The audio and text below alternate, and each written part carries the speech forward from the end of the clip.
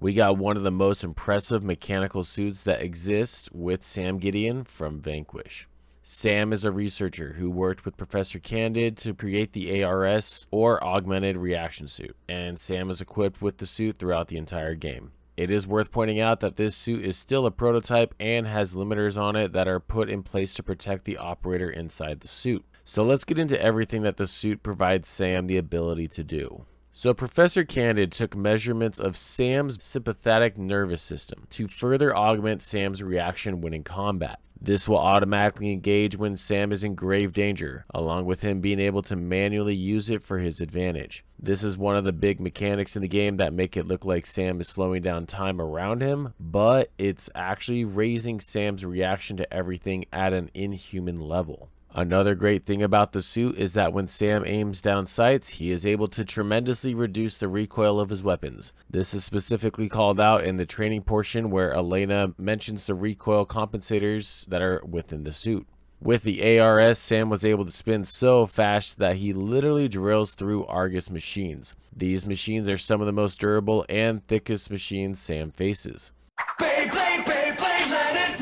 This displays the durability, speed, and effectiveness of the suit. So, with the ARS, Sam also wields a weapon that allows him to transform it based on his needs. This weapon can transform into an assault rifle, anti-armor pistol, shotgun, sniper rifle, rocket launcher, and more. This is incredibly helpful because it allows him to carry a lot of utility while it being very lightweight for him. This is all thanks to the BLADE system that allows these quick transformations to take place. Any new weapons that Sam finds, he's able to scan, and it will be placed in the blade memory for future use. It is so good at copying weapons that it sees that it will even recognize surface scratches on the original weapon it finds. Which means by the end of the game, Sam would be able to use any weapon within the game simply because it was scanned. So just imagine for fun if Sam ever met Doomslayer and scans the BFG. But wait, there's more. With the blade system, Sam is able to quite literally upgrade these weapons as well, which includes the damage they output, the ammo capacity they have, and more. With his speed and ability, the ARS is also able to significantly amplify Sam's punches and kicks. He is even able to charge up these attacks even further and obliterate enemies he comes across with it. When in the training room, Sam is able to charge up a punch and cleanly destroy electromagnetic armor. The agility that Sam has is very impressive as well, as Sam is able to jump pretty high to reach a cable and then use the thrusters to give him even more air to sneak onto the Keon. Sam is also very efficient in the suit, as he has been put in many situations where he must overcome hordes of enemies, and has fought 2 bogeys at the same time, which we will get into in a bit.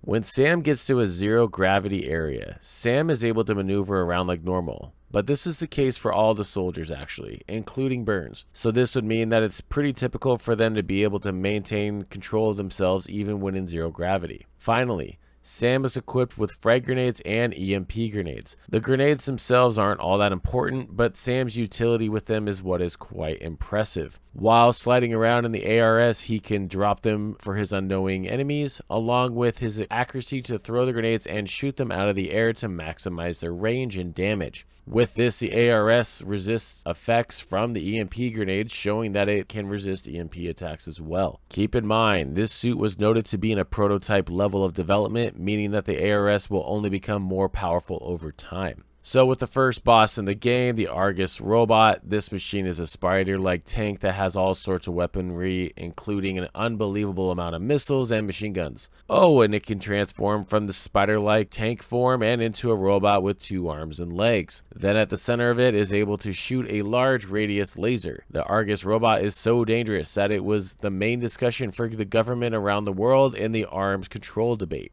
When we first see it, it effortlessly breaks through several feet of concrete that the Marines are standing on. However, it is focused on payload capacity compared to armor, to which Sam is able to use to his advantage and dismantle this machine. The bogey, controlled by the main antagonist at the time, Victor ZeitZeev.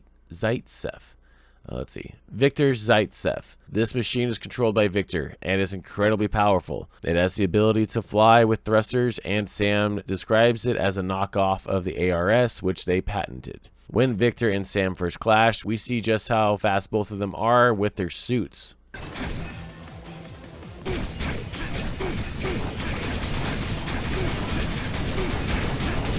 Later, Sam would go on to fight 2 of the same model Argus robots that he fought earlier. But here we see Sam use the suit at an unbelievable level.